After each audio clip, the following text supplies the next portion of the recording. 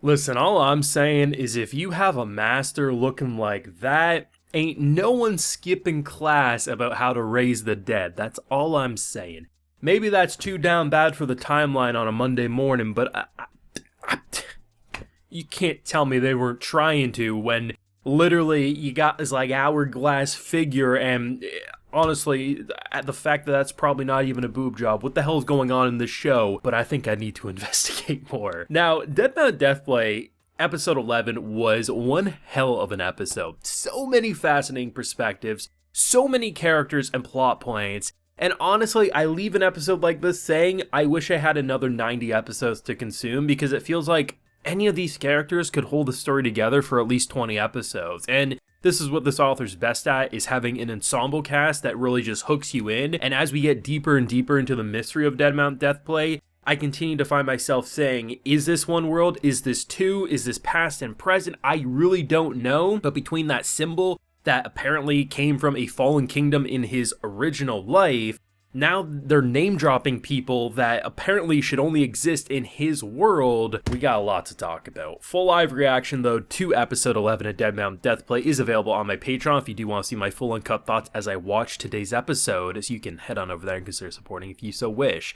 This was great. Now, there's a lot of fun moments, there's some badass moments, but honestly, I was really happy to see that the police storyline got, honestly, the most perspective out of any character in this episode. And honestly, you gotta admit, by the end of their whole interaction, it kind of looked like they were about to drop the hottest mixtape of 2023, not gonna lie. But when you have that one dude come in after, basically, there's obviously some scumbags in this force, right, in this police department. And whether or not the two that were causing a ruckus, as one literally got his shoulder dislocated, which Buddy was already going to feel it in the morning when you had RSA grab his arm and honestly was ready to break it before obviously our boys said, hey, let's chill, let's have a cigarette break, we're okay. But damn, man, like, we don't know who we can trust fully, but it seems like the more we get deeper into this show, I'm not going to be surprised if in Core 2, we have this unlikely alliance of someone like Solitaire, maybe a couple of our cops here, maybe Corpse God working together to uncover the deeper mystery here. Because,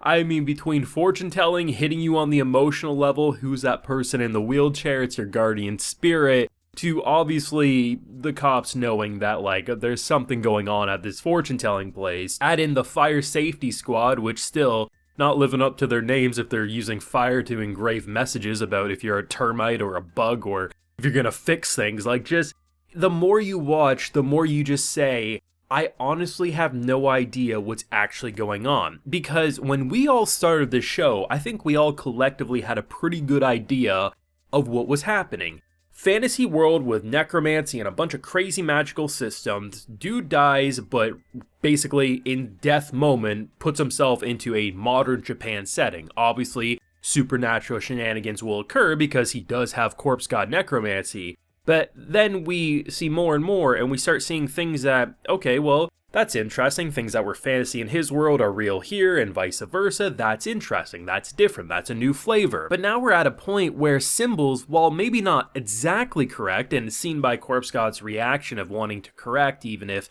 maybe it's not the safest thing to do, he literally is saying, like, the only difference between this symbol and mine is that you have it wrong with one extra line, or the fact that names are being dropped that are invoking something in him, whether rage or curiosity or fear, maybe a mixture of all those. Why are we having these things? Is it two worlds that are almost connected with a door, so basically things have come into all throughout history? Is this one world where past and present, and maybe it's something to do with time?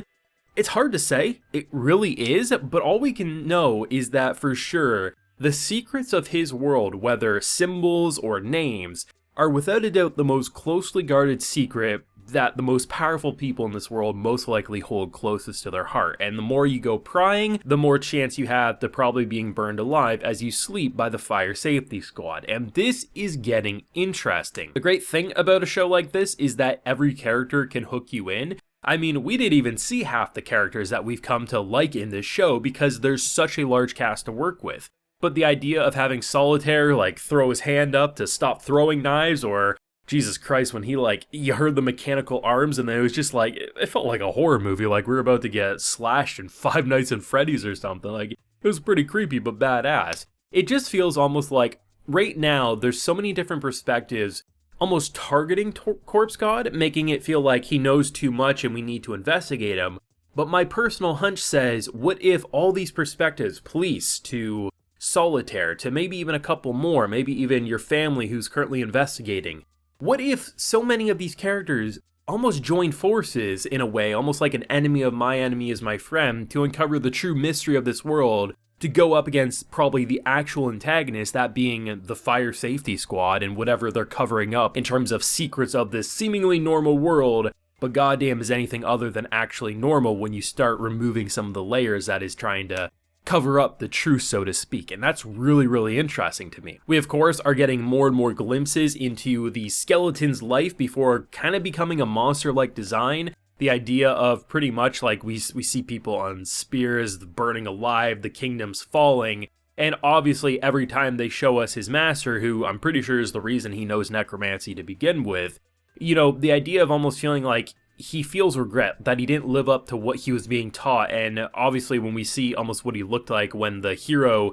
slayed him or attempted to slay him, right, he's a lot different than the almost normal looking skeleton we see in the flashback, and these are the little moments that just add that extra flavor, and there's so much to consume in a Dead Mount Deathplay episode, and for once again another setup style episode to get us really anticipating Core 2 in October, it feels jam-packed with so much interesting content. Like legit, I could have had an episode just focused on that police station, the tension, the atmosphere, poking around, asking questions you probably shouldn't, especially given that probably half the people in that room are probably up to no good, and if not, damn, that would be a twist.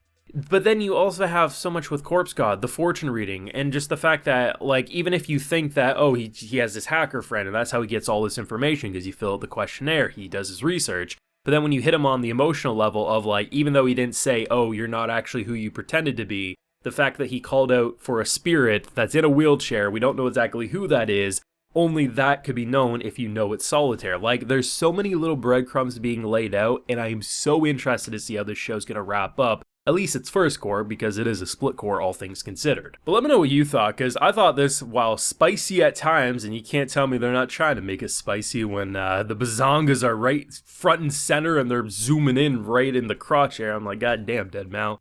You down bad, but I'm here for it. Let me know what you're feeling though down below. Leave a like if you enjoyed, subscribe if you're new around here. As I mentioned, we do have a full live reaction available on my Patreon, and while you're there, you could also get a video shoutout like Troy Parker, Sarah, Richard Diaz, and Rachel McPhee are getting today. So I appreciate the support, everyone. Please take care and have a good one.